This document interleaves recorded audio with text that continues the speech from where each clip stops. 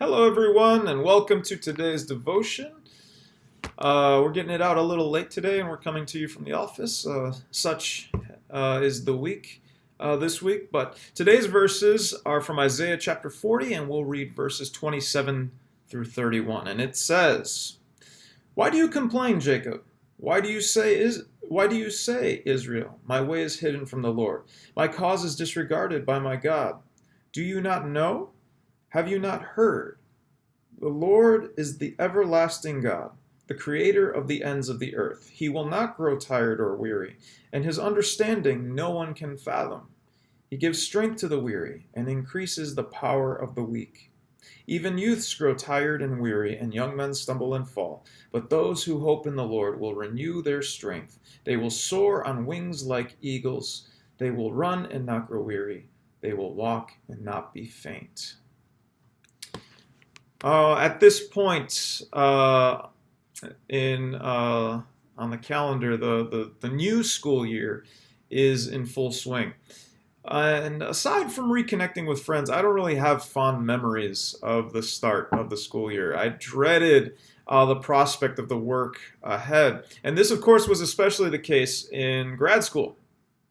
And every semester came with what we called syllabus shock, the overwhelming feeling you get when looking over everything you have to do for that semester. And as much as we were encouraged to rest and take care of ourselves, this took learning and practice.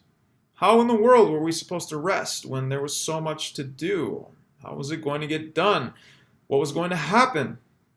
Such questions resulted in a continual anxiety and exhaustion for me and a lot of my classmates. When giving today's verses a passing glance, the encouragement it's meant to bring may sound dismissive. Verse 27 speaks to the concern of the exiles, the concern that God had disregarded them. And it's an understandable emotion. They were in exile. Their situation had not been resolved. And it follows, speaking of the God who does not grow weary, who strengthens the weary, and even gives power to the weak. But the words are actually part of a greater section of the chapter that follows the passage that we read this past Sunday. After our passage on Sunday, which was verses 1 through 11, the rest of Isaiah chapter 40 speaks of the greatness of God in various ways. And what these words are doing is anchoring the hope that is spoken at the beginning of the chapter in the reality of who God is. In the seasons of weariness and trouble, these words may seem a little abstract. These verses speak, however, to a couple of ways to receive the rest that comes from God in those seasons. The first way is recognizing who God is, recognizing the power of the God who created the universe. Recognizing that that power is continually at work gives us grounds to give him our cares, knowing that those cares are in good hands. We may not know what a resolution will look like, but there's no better source than God to bring about a resolution. The other way is recognizing what God does. He gives strength to the weary and to the weak. And we can know this supernaturally. And could that be at least part of why Jesus tells us that he will give us rest as he speaks, even as he speaks of placing his yoke upon us, as he does in Matthew chapter 11, verses 28 to 30. When I finally learned how to take time to care for myself and even take a day off, my life changed. The volume of anxiety lessened, and I was not nearly as exhausted. Resting required a trust that God would provide what was needed when it was needed. He would sustain, bring inspiration, provide resources, whatever was needed in time to bring about a good resolution.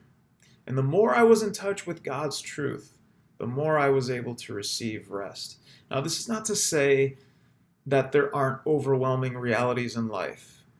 And these need God's supernatural intervention all the more. But in the places where we have trouble finding rest, might we consider if we may be selling ourselves short because we have not recognized the reliability of God's hands?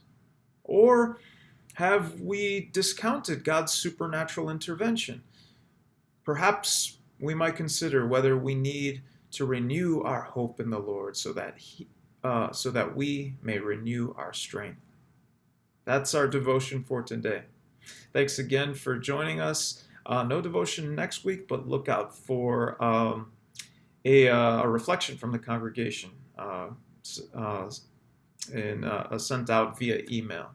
And so invite you to check that out next week. But thanks again for joining us. God bless you and keep you well.